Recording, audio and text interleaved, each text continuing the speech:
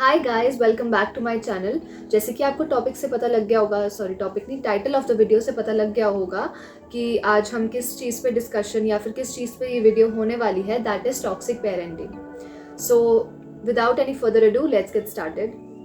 Also don't forget to subscribe to the channel. This is not that simple video you will find anywhere जिसमें सिर्फ signs बता दिए जाए and how to overcome. No, this video will dig deep and you'll understand a lot of things, and it's gonna be super reflective video, so make sure you watch this video till the end. There are people in your life who will lift you up and give you support whenever you need it, but there are some people who take delight in tearing you down and causing you pain, and this can be particularly very disheartening when this toxic person in your life also happens to be your caregiver or your parent. To be clear, toxic parent isn't a medical term or a clearly defined concept. When people discuss toxic parenting, they are typically describing parents who consistently behave in ways that cause fear, obligation, or guilt in their child. Their actions aren't isolated events, but patterns of behavior that negatively shape their child's life. To understand more about toxic parenting, let's dive into the basics first. What are parenting styles actually? A parenting style is basically a psychological construct representing standard strategies used by parents in their child rearing practice. Parenting styles are a representation of how parents respond and demand to their children. It is a broad term, whereas on the other hand, parenting practices are specific behaviors. According to a literature review by Christopher Spera 2005, Darling and Steinberg 1993 defined practices as specific behaviors parents use to socialize their children, whereas parenting styles as the emotional climate in which parents raise their children.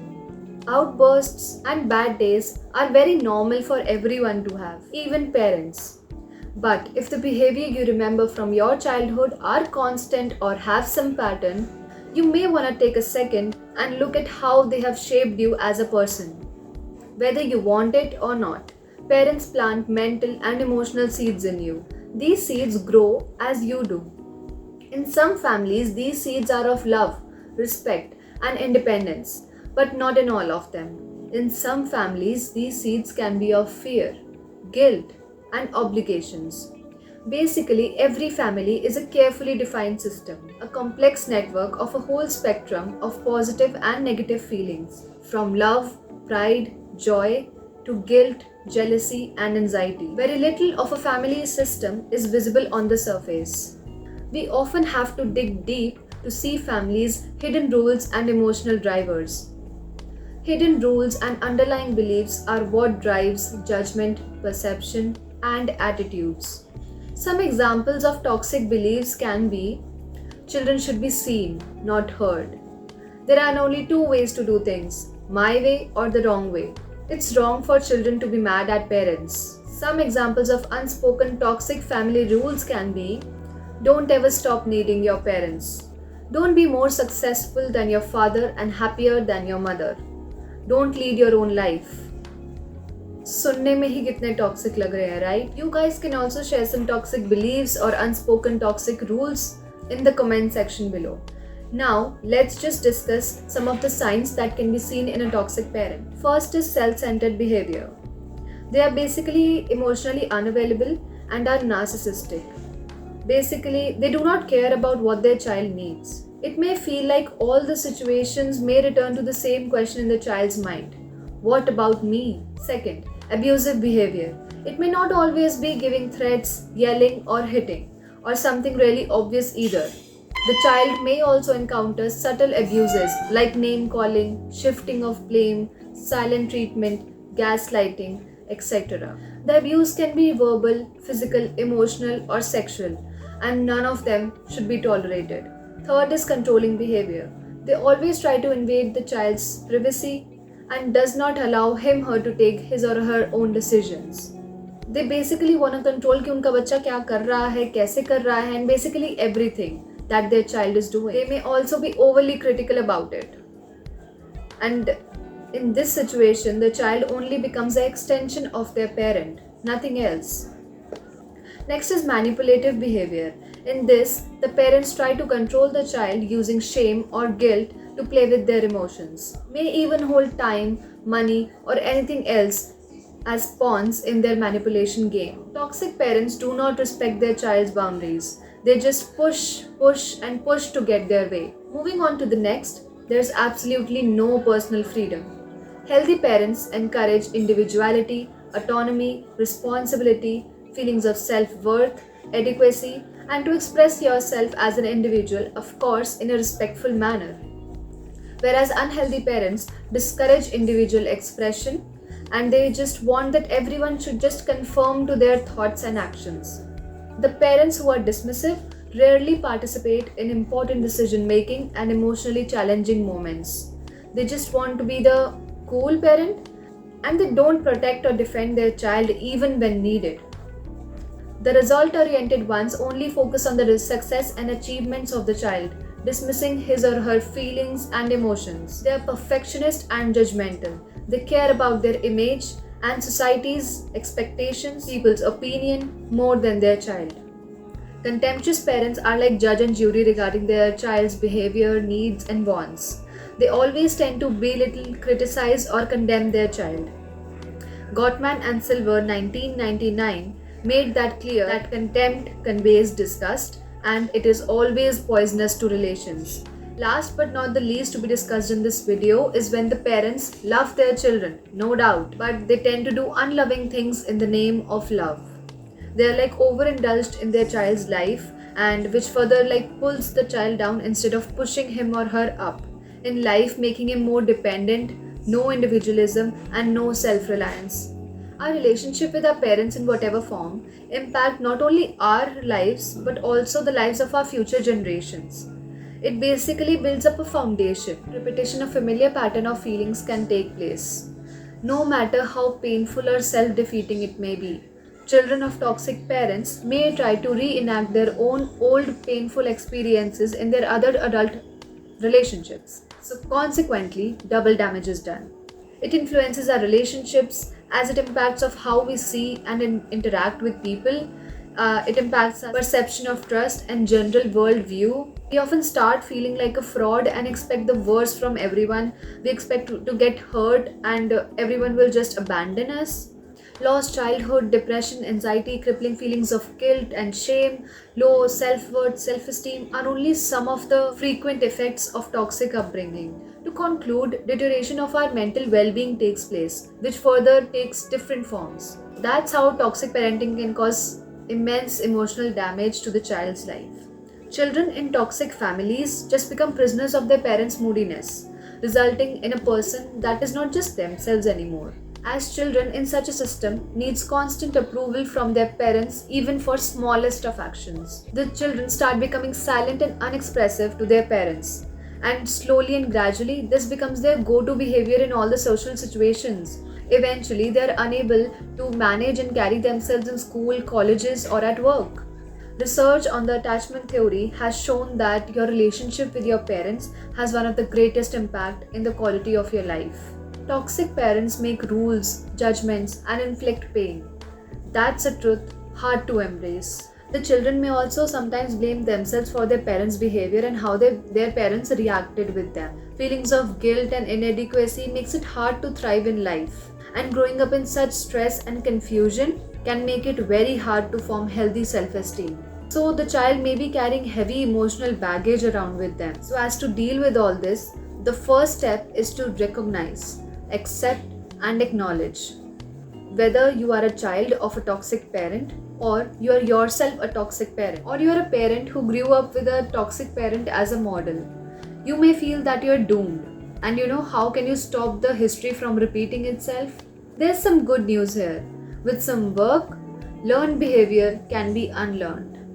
Obviously, this isn't an easy task, but the first step is you to realize and accept that you were shaped by the environment you grew in. You cannot change until you understand and accept the things that have influenced your behavior. Like acceptance and acknowledgement is the key in both the situations, whether you are a parent or you are a child. While we cannot change someone else's behavior, what we can do is setting up some clear boundaries and limiting interactions with the toxic person, and thus having some control in your hands. A boundary is simply an invisible line that you set up for yourself that you do not allow anyone to cross. This may be physical or emotional, and exactly where this boundary is drawn is completely up to you. California based psychotherapist Sharon Martin shared 3 tips on how you can set boundaries with toxic people. First, be straightforward with the boundaries you define and do not leave them up for interpretation. Make the communication about boundaries clean and consistent. It's okay to say no to your parents if they've gone too far. At the same time, stay calm, resist blaming, and getting overly defensive. Third, continually keep a check with yourself. Toxic people resist boundaries. They just want to be in control. So, setting up boundaries can be a little difficult as they don't respect limits. But don't let that deter you.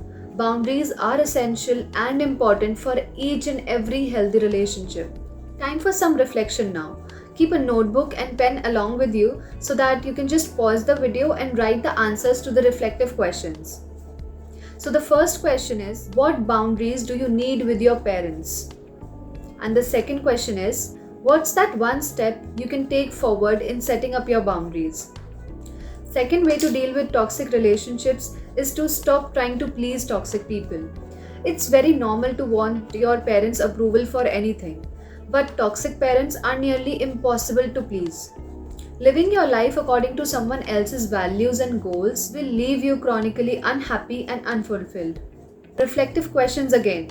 And also, it is not necessary that you need to have a toxic parent to reflect to these questions.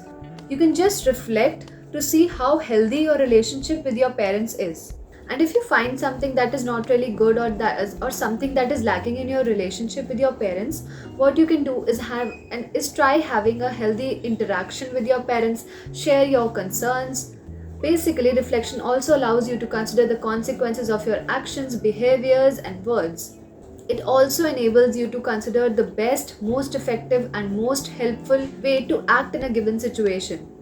So, self reflection is very, very, very helpful, and you should work towards developing a habit of self reflection. So, start from today and reflect through this video.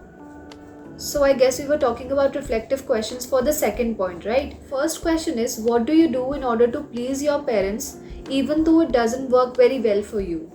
And the second question is, what do you need to do for yourself even if your parents disapprove? Moving on to the third pointer, don't try to change them. Trying to change people who don't want to change is a waste of energy and it will leave you extremely frustrated. Instead, focus on things that you can control, how you can respond to your parents, your choices, and your behavior. Moving on to the next, be mindful what you share with them. In a healthy relationship, parents can be your best of friends, and you should and you can share each and everything with them. Whereas in an unhealthy relationship, toxic parents can use something against you. So share only what feels comfortable and safe. Reflective question again. First one, what does feel safe to share with your parents and what does not? I hope you're pausing the video and writing down your answers for these reflective questions. If you're comfortable enough, you can also share your views, your answers, or anything in the comment section below. Fifth point being, don't try to reason with them. Be assertive about the issues that matter to you, but at the same time, don't get dragged into arguments or power struggles that degrade into disrespectful behavior. Reflection time. The question is, how can you take care of yourself or disengage when your parents can't see your point of view or aren't interested in knowing your perspective towards something? Next one, always have an exit strategy. When things start deteriorating, take that as your cue to leave or ask your parents to leave in a respectful manner, of course. You're not obligated to stick together just to make them happy. Reflective question. How can you get out of a difficult situation with your parents? Seventh point is, take care of yourself. Dealing with toxic parents can be very stressful, and stress can take a toll over your physical and emotional health. Start with the basics. Eat healthy, drink lots of water, take proper rest and sleep, exercise, connect with positive people, Acknowledge your feelings and give them a healthy outlet, and get support if needed. Reach out for any trusted family member, relative, any friend, teacher, or a professional help from a psychologist or a counselor. Adopt selective listening and detach. Detaching is basically an emotional concept, which means no reacting, not feeling responsible for others' wants and needs. Take some time to reflect here. Sit quietly with yourself. How do you feel? What do you need right now? How can you give yourself more of what you need? It is important to take time and think about your childhood experiences and how they shaped you. Sit with them. Think about how they make you feel, how they made you act. Recognizing different things about your childhood can be painful, and they can bring up a host of emotions that you are not expecting. You might find it helpful to write down your feelings or talk to someone trustworthy. For some, this process can be really overwhelming. But remember, you don't have to embark on this process, on this path alone. Consider making an appointment with a licensed mental health professional to get an idea about how to get started. Healing takes time, and it is a different experience for everyone. Moving on, sometimes forgiveness is necessary and conversations are required. But no matter what, be sure to give yourself some grace. And if you feel that you've slipped into the toxic patterns yourself, just know changing can take time. Important thing is that you're committed to changing and you recognize the need of change for your own mental health and of those around you. Moving towards the end of this video, the thing is, parents are human beings too, and that means they may make mistakes, may do damaging things to their kids, even unintentionally. But their impulse is to do better and make things right. No one is perfect, right? But a toxic parent is, however, more concerned with their own needs and wants, and they don't even realize that whatever they are doing is harmful or damaging. They are not likely to apologize and won't even admit that what they are doing is wrong. And the abuse and neglect tends to be ongoing and progressive. And sometimes it can be very overwhelming for the children to even reach out. So more solutions that target the roots of the problem should be implemented, like regular parenting awareness sessions for parents by hospitals, schools, or psychologists. Children should be kept aware of their rights and duties. Proper awareness and knowledge given by the schools also play an important role here. Now, we even have psychologists in educational settings like colleges and schools, and I consider that to be a very good step. But still, there is a need for more awareness and to create a safer space for children to reach out. So this brings us to the end of this video, and I hope this video was somewhat helpful and insightful for all of you, and thank you for watching till here. Make sure you like the video and express your views in the comment section below, and don't forget to subscribe to the channel. We'll be back with a new video soon. Bye.